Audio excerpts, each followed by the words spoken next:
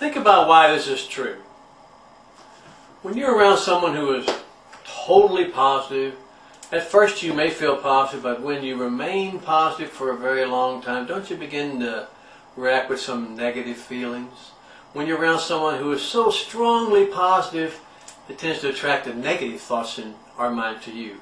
We resent them being so perfect, so pumped up, so go-go, so la-la-la. They attract our negative feelings, our unpleasant feelings, and we avoid being around them. When someone is too negative, it tends to attract our positive feelings. We don't want to let them get near us and suck all the positive out of us, or our pleasurable feelings. To a negative person we avoid, and to a positive person we tend to avoid them too. Freud says that we avoid negative feelings and we try to search for things that will keep us positive. So how do you deal with these conditions in the real world, where you often find that not only you can't avoid them, that you have to live with them or work with them on a daily basis? The answer is OMA, Obsessive Mental Attitude. By refusing to take too much notice of positive or negative because you have a purpose, it might be just as simple as getting along with the people that you work with. By making that your obsession, you're going to achieve it. Beautiful people often immediately attract our negative feelings because they're just too perfect, they're too positive. This is why all the great stars seem to have some small flaw. A woman can be totally beautiful if she has some small flaws. She cannot be too smart and too ambitious if she's too beautiful. She can, however, be great and sexy. That's the only over-extreme positive thing about women that we'll let them have. We want them to be so smart, or too bossy, or too manly. People often find when they put on the strange surroundings, when they're put in the strange surroundings, they become negative, and they react negatively to new situations. That's why children especially hate to move, or adults hate to have to go to strange parties or have change. We almost all hate to be surrounded by too many super successful people or too many beautiful people. And your reactions are the same. They'll always be negative towards these situations. I don't want to be here. I don't want to be around it. We make fun of people. Remember when Dan Quayle was running for president and he couldn't misspell potatoes? And we made fun of him because he's too positive, he's too good looking, he's too young. All the things we said, because we just knew, even though he was a Harvard graduate, that he couldn't spell potato. You know, I don't think he deserves to have that much negative things put on him and to be ridiculed because of something negative in his life. But that's what happens when you're relying upon only positive and negative. It just goes up and down and floats around. And nothing will make you more frustrated than to watch the press make you think you're an idiot because you don't agree with their ideological statements. Now, OMA is the only thing that will get you through that. When you're obsessed, well, they can talk bad about me all they want. When they talk about Rush Limbaugh, he just lets it roll off his shoulder. He knows they're never going to say a positive thing about it. You know, he knows they're never going to say anything positive about him. And so he's come to expect that because he's let his obsession with being the top radio talk host in the world rule his life. A major difference between OMA and PMA in the morning is when you wake up, in PMA you have to say your affirmations, you have to do your mantras, you have to say your prayers, you have to do everything that's necessary. And if you don't do these things daily, you may forget what you really were supposed to be doing. You may forget that you were positive and you go out there and be negative. When you wake up with an obsession, the first thing on your mind is what you're trying to achieve. You don't need to read affirmations. You don't need to say the new prayers. You don't need to hum. You don't need to go to a PMA meeting. You're ready for it to do. The daylight's all you need to get going. You can work in the night. William James, the famous philosopher, said, "The belief at the beginning of any endeavor is the one thing that determines its success." Bull. The PMA tell you people that's true. You got to start out with a positive attitude that you're going to succeed no matter what. It's just bull. It doesn't matter what you thought about something when you first thought of it. It's what you do after you think of it. You probably never started a project without feeling positive about the experience and expected great results.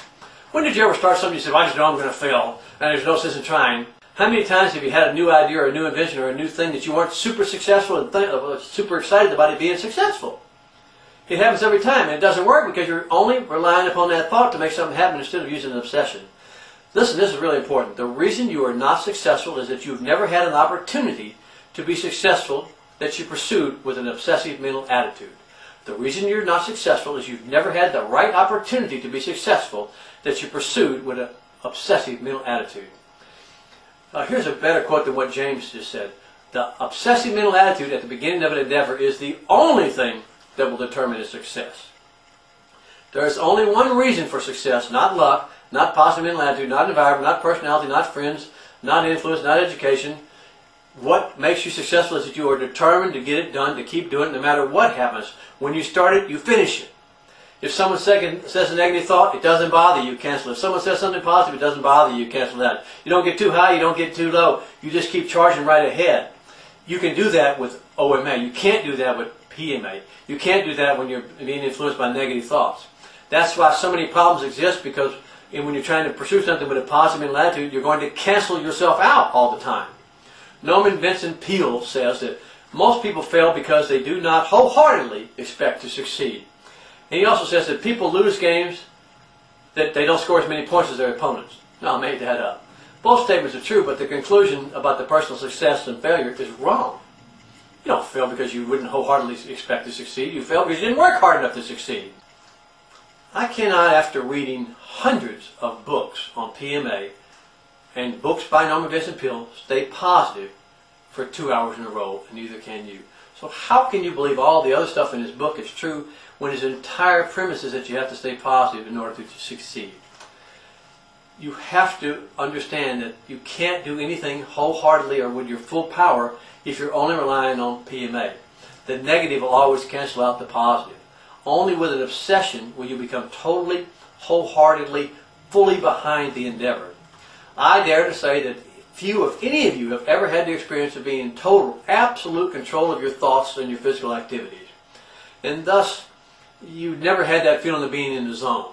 And when you're in the zone, all the things of the world just vanish. You're just hitting the home runs, you're making the putts, you're making the business work, you're making things succeed. And yet we've all had difficulties in our lives where we couldn't be in any type of zone, where we couldn't pay attention in class, where we couldn't make anything work.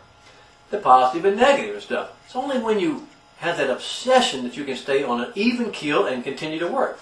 You know how hard it is to have absolute control over your mind. There are times when we feel that we have complete control and focus, but those are few and far between. You know, whenever you're trying to, when you really feel focused, when you're doing something that you really want to be doing, like having sex or playing a sport that you like, or when you're very angry, or when you're fighting or doing something, when you're just only absorbed in that one particular thing. That's what it's like to be obsessed. That's what it's like to work when you obsess. When you use the power of obsession, you learn how to achieve things without relying upon feelings, and you'll learn how to control your will, because you're controlling your will with your mind. Keep your mind on the things you want and off the things you don't. That's what an obsession will do. It'll let you keep your mind on the things you want and off the things you don't. Imagine how far you could go if you were totally focused, all your mental and physical activity, on making an A in the class, on doing your homework, on being successful in your work. It's not impossible if you use OMA. It is impossible if you only rely upon PMA. Keep your mind on the things that you want and off the things you don't want. Imagine, how far could you go if you were able to completely focus all of your mental and physical activity on your job, on your work, on your family, on your business? Unless you use the power of OMA, you cannot focus and concentrate 100% on a single thought all day long. Here's an example. Write your goals down. Write your deepest desires and goals down on a sheet of paper. Be very specific and write down all your greatest desires, goals, dreams. Then look at it very hard. Take a deep breath and say, every day, in every way, I'm getting better and better and closer to these things happen. And now, most importantly, take that sheet of paper, fold it over 2 times until it looks sort of like a folded up handkerchief. Now, blow your nose in it, because you're no more going to achieve those goals you just wrote down than you are going to fly. Why? Because if you have to write them down, you don't have them down.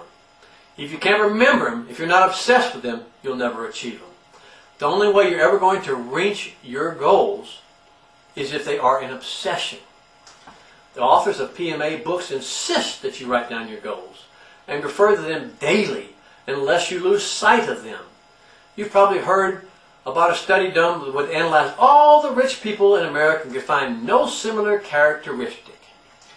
No sex, no education, no background, no height, no age, no ethnicity, no location.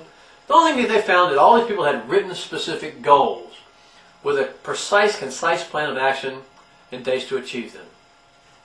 Now this study is the primary selling point for all the motivational sales companies. I used to work for one in the 1970s that'll remain nameless out of Waco, where clients went through a 2-day program and they were basically taught this utterly false conclusion. They were told that the only reason they were not successful, the only reason they were not millionaires, is that they did not learn to write their goals down and in such a detail and follow them to implement them. That's it. You just didn't know how to write your goals, and that's why you're not successful. Well, goal setting is the easiest, most profitable PMA scam on the market today, and it simply is not necessary. Yes, you have to write down how you're going to do something because it's called a plan of action, but it's not going to make you successful. Once you become obsessed with your goals, nothing will distract you from achieving what you did write down. Just writing does nothing. Goals are nothing more than work plans that must be carried out by physical, mental, and spiritual labor. Your ability to write a work plan has nothing to do with your ability to achieve it. We're all capable of writing down that you can run 100 yards in 10 seconds. But we're physically prevented from doing so. No matter how well we write it down, no matter how positive we try to stay. Using the fact that you don't have specific goals written down with a reason the reason that you're not successful is you didn't write your goals down right is just a PMA lie. It's just not true. It's not going to happen. That's not why you're not successful. You writing down goals. Don't get me wrong. If your goal is an obsession, you're going to remember it. You're going to work on it, and you can achieve it every day. You're going to do everything it takes to make it successful. If it's just something you wrote on a piece of paper, your boss said, "John, I want you to make 10 sales this month," and to do that, you got to make 500 phone calls. No, man, I can't. I hate making these phone calls. I hate being on this phone. I hate my boss. I hate this place. I don't think you're going to achieve that, even though you wrote it down. Even the names of the people and the times you're going to call. If you were obsessed with making 10 sales, well, you'd take the phone book out and you would just charge right through it. You know, the insurance guys that are the most successful are the ones that think that no means, "I didn't hear you right, keep telling me more." And when you say, "No, I'm not interested, leave me alone," to them that means, "Oh, you didn't explain it good enough, keep telling me more." And you say, "Well, that's crazy." But you know what? Your children do it.